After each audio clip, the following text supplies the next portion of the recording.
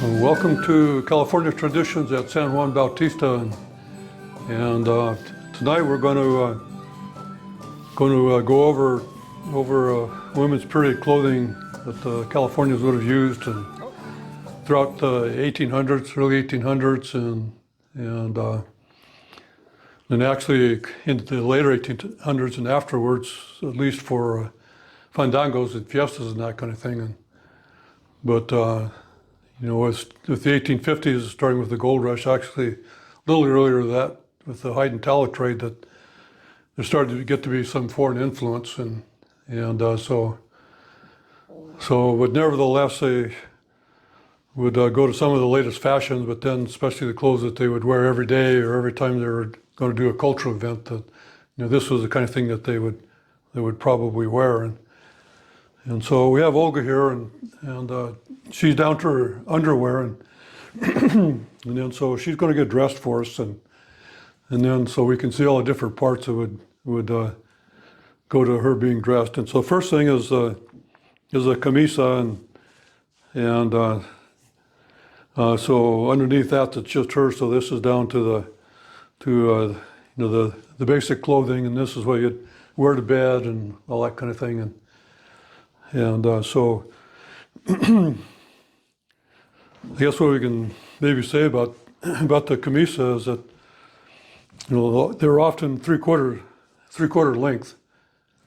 They wouldn't very often go all the way down to the hand, but three-quarter length was really popular, and some of them were like short up here too. And then they were gathered and tied with ribbon here, and then around the yoke, and so that you could pull it in or widen it out depending on the circumstances and your desires, I guess. And so they would like to wear stockings, and stockings were kind of a big thing, and so they're sort of optional, but if you had them, they were a luxury, and so for a special occasion you would want to put stockings on. So would you like to put them on?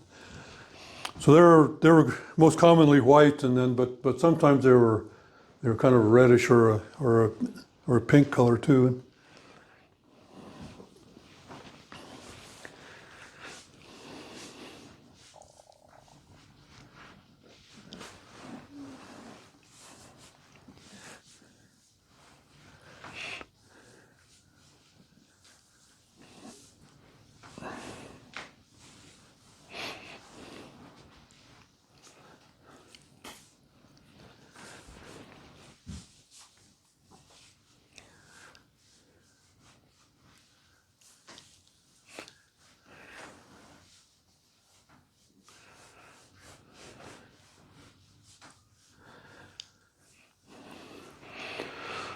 So I guess while we're still down at ground level, we can talk about footwear, and you have a couple of modern styles of shoes that are fairly representative of the type of footwear that they commonly would have worn, and then the one type would have been very similar to this. It's kind of a low boot to just cover the ankle, and with laces, and these were called tallows, and then the other thing were the slipper-like kind of thing, the flats, and there was another type of shoe that was known that curved up at the toe, but unfortunately we don't have a pair of those to show you.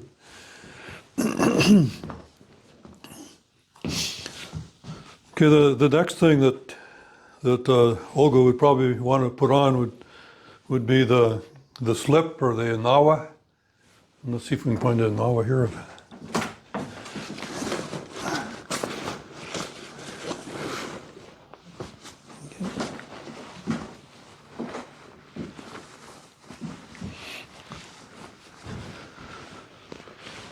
Okay, one of the interesting things about these is they commonly had this pointed pattern at the bottom, and that was a decorative kind of thing that was really common.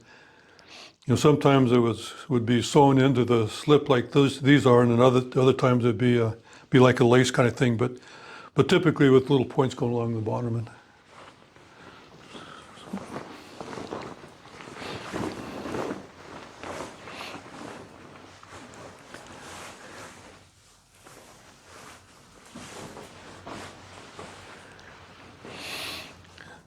And it was one size fits all. Thank goodness.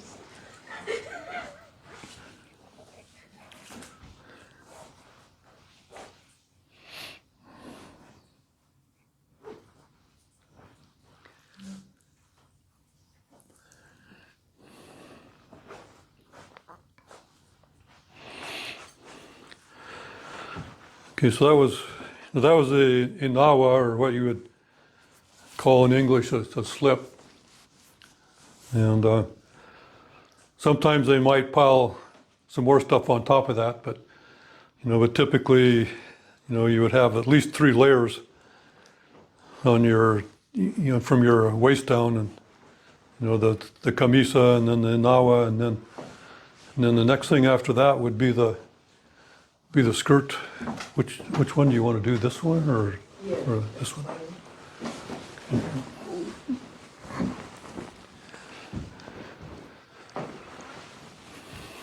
And then this would be the outside skirt, and that was probably called a pollera.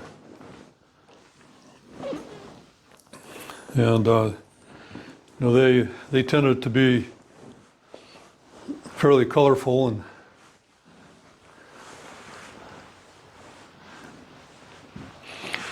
so this has this particular one has a pattern that goes down the side, so that's kind of like going down the side of your stripe down the side of your pants, and so like about like that, I think. And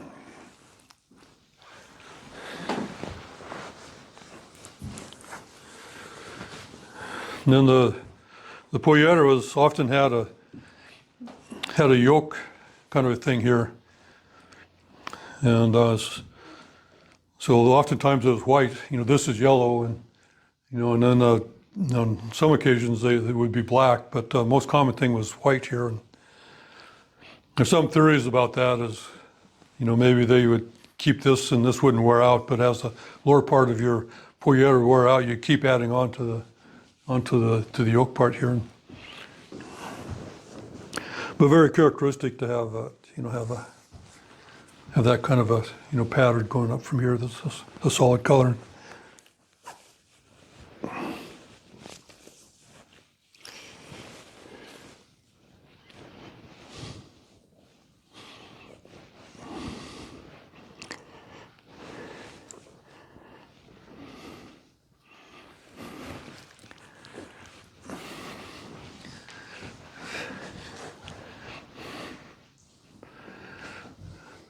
Okay, and then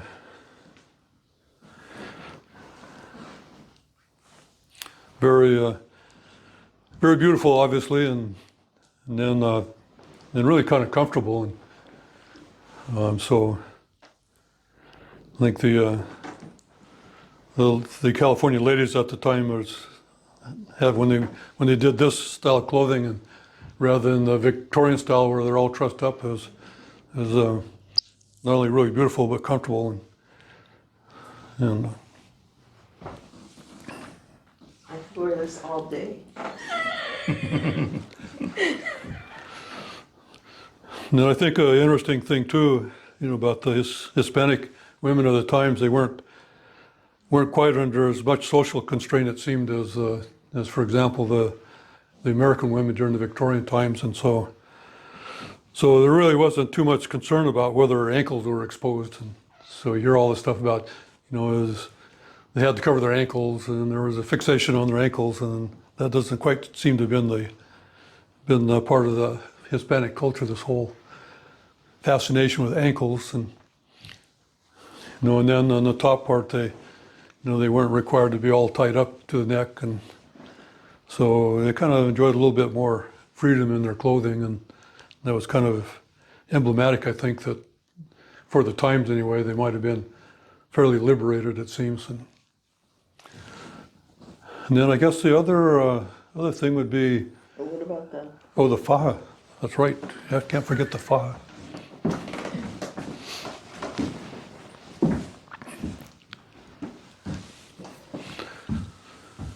So they would normally wear a sash, which would help add a little bit of color too, and And then that was called the faja.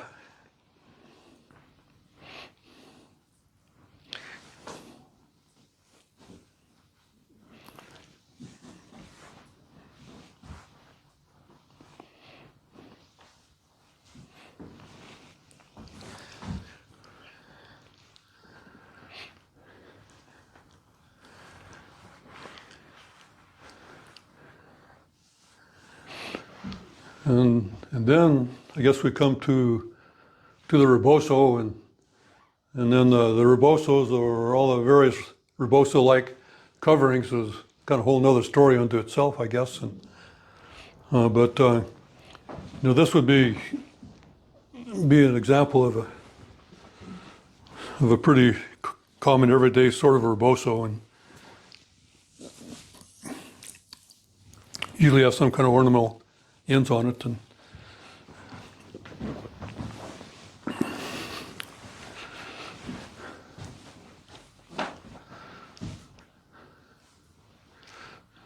and then there were many ways to wear the rebozo,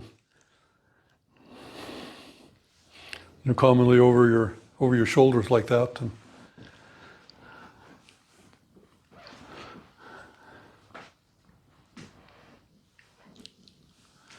but the other thing about the rebozos is it could cover your head,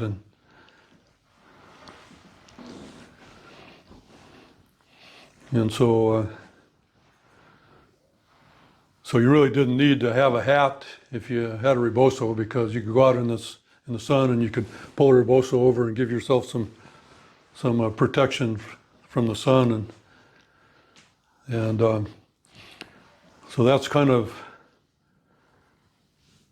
resulted in a lot of debate about whether they wore hats or not, and the truth seemed to be that they wore hats whenever they felt like it, because we know that they did wear hats when they were riding horses, at least, and then we know that in the inventory of the expeditions coming up here, particularly the Anza expedition, that women were issued hats alongside the men, and so it seems pretty clear, the evidence we have, although every day they wouldn't necessarily be wearing a hat, they did wear hats, and so I'm thinking about about wearing period clothing.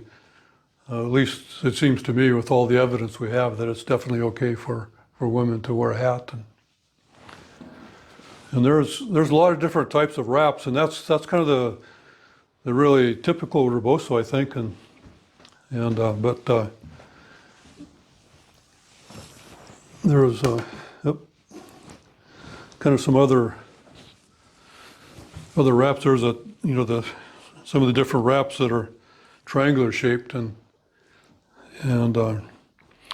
so this is like not a very large one, and then a lot of times with that they might pin it here, or else they might tuck the ends into the faja to secure it, and so you might call that a chalina, for basically a shawl.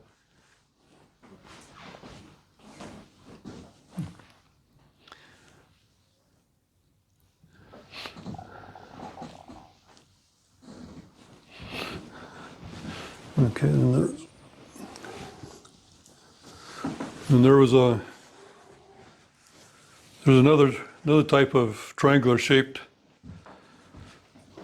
covering, and it was really much worn in California. It was called the Monton, or Monton de Manila, and so I think the story on that was, since it's called a Monton de Manila, is that when the Spanish colonized the Philippines, the Filipinos ended up adopting a lot of Spanish culture, and then in the Orient, and probably the Philippines and certainly China, they had a silk industry going back thousands of years, and so a lot of these were probably started being made in the Philippines, and so the port in the Philippines where the Spanish galleons would be coming in and out of was probably Manila, I guess, and so my guess is that's probably why was called ended up being called a Montón de Manila, and even though the first ones are made in Spain, and still made in Spain, and probably from the Valencia region of Spain, where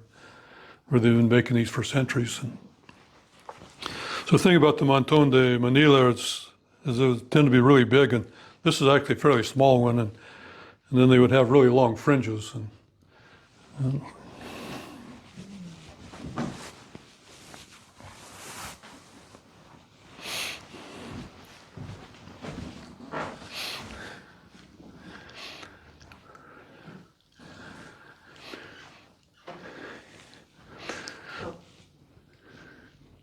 the Fans.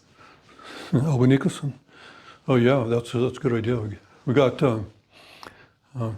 Anyway, that's probably not the best representative of a Montón de Manila. A lot of them were more spectacular than this one, but this is the best one that we have. And so maybe the last covering we, at least for the shoulders, that we might talk about it would be this kind of rebozo, which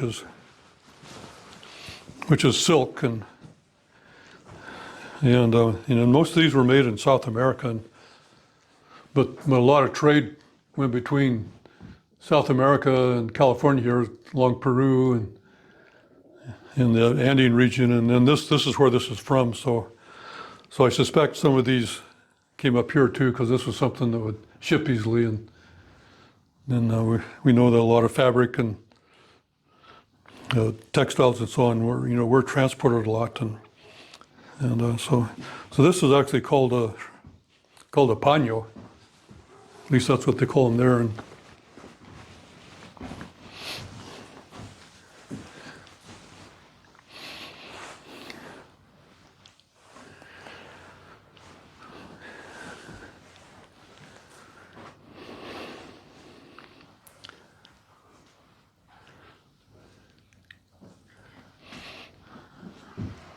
And then they would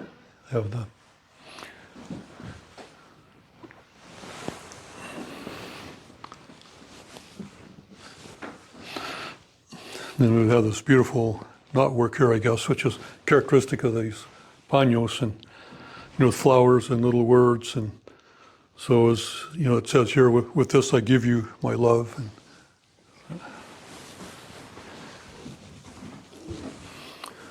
And should we talk about the mantilla? Or the last thing, as far as coverings that we could maybe talk about, is the mantilla. And this is it's always a kind of a lacy sort of a thing, and that would cover your head, and so traditionally this would always be worn to church, to the mass at church, and because traditionally it's women would cover their head their hair when they're in church, and so it usually wasn't very big, but mostly black, sometimes white, and then before they put the mantilla on, sometimes they would put the comb, the peineta, the hair comb, and so that would.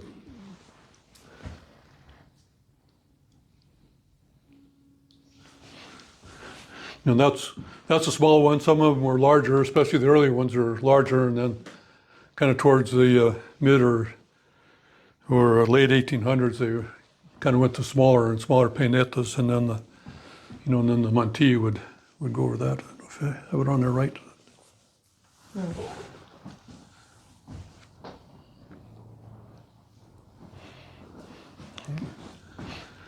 And then so, like for formal occasions too, whether it be church or some other formal occasion, they would wear the mantilla. Okay. And then for other things that's on the head, I guess the mantilla is maybe not the last thing we should be discussing, but also the scarf, the pañuelo, and so she has a pañuelo on there, and then worn one way that they were commonly worn as a band, and then but there were different ways of wearing these that were most commonly think of them, people wearing them, like a pirate sort of would wear them, but it's not just pirates that wore them that way. The California Hispanic people wore them that way too. The Hispanics and both the men and the women, but another way that they commonly wear that maybe wore them is a lot of people probably aren't so aware of, but just as a band like this, and sometimes with the knot behind or the side or in the front, and then worn by both men and women in that same fashion, and then also like pirate style, only turned around so that the knot was in front, and I guess what people would call Aunt Jemima style, and then but the men would wear Aunt Jemima style sometimes too, and then do you have your hat? Maybe we should get your hat. Okay, and then we mentioned hats, and so this is a typical hat to be worn by a woman or a man, and there's really a large variety of hats, and because some of them were made locally out of straw and various plant fibers, because there was a really highly developed artistry amongst the native people here for weaving, and so they wove some sombreros out of using their highly developed basket weaving artistry, and then the hats were another thing that were felt hats, particularly, that were often imported, and then a lot of them came from South America, and then Mexico, or what we call Mexico nowadays, and then the common style was a fairly flat brim, and then a flat top and high crown, and so you wouldn't see them cowboy fashion like this, but like a flat brim, or a brim that's more or less flat.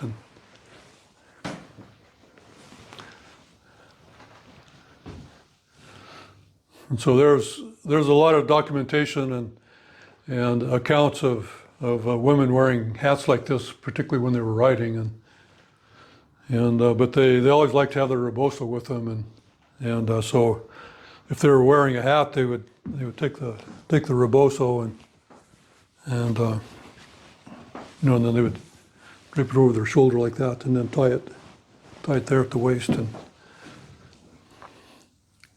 you just tie a knot here, and right here.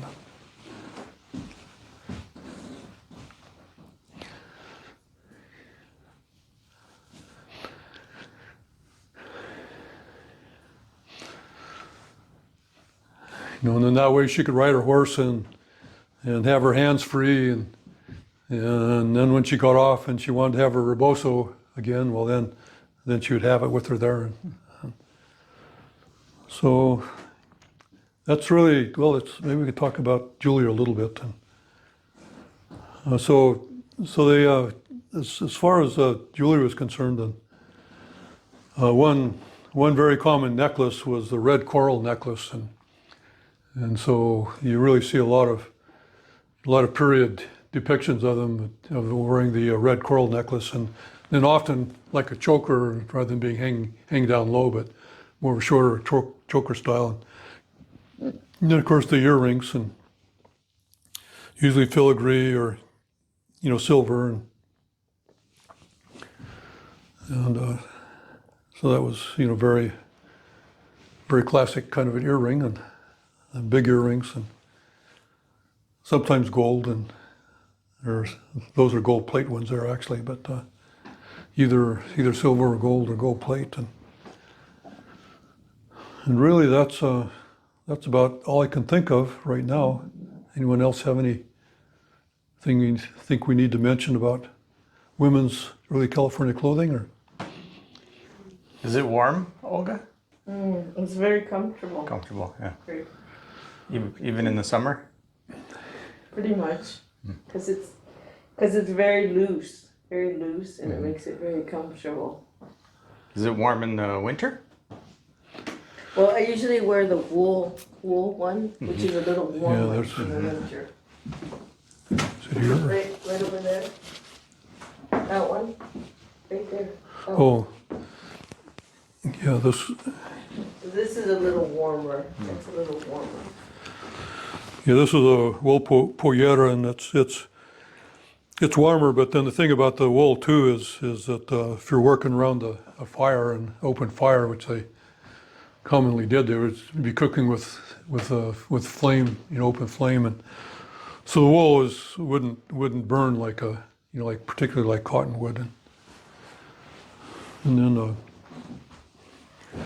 then there's a jacket, and I think the last thing we might mention is a jacket, and then the women would wear jackets for warmth during the winter, and so some of the period depictions we see of them, they're wearing a long sleeved type of a garment, and so I think a lot of times that was actually a jacket. There's some idea that those were like full dresses, but they're probably more often a jacket like this would be worn, and so this was probably called a chupa, or chompa or chupa, and it's a word that's not too much known anymore, except perhaps in South America, and it would generally be pretty short. And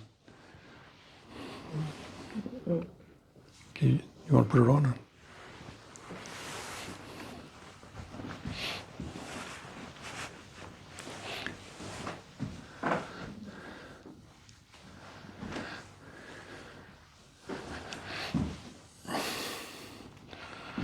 Bit on the grass.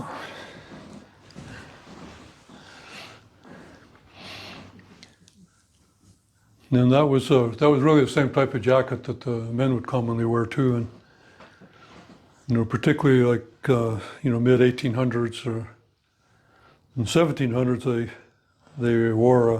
tended to wear like a longer kind of a long greatcoat sort of a thing, and then but the styles later on ended up getting shorter jackets, and then there's some really short jackets that were all the way up here, and basically all they were sleeves. But it seems like only the men wore those. And so there we have a little bit of a rundown on early California clothing, and so we'll get another video out on men's clothing. But for now, if we get this video out to you all for those of you who might be interested in the women's clothing of early California. So until later.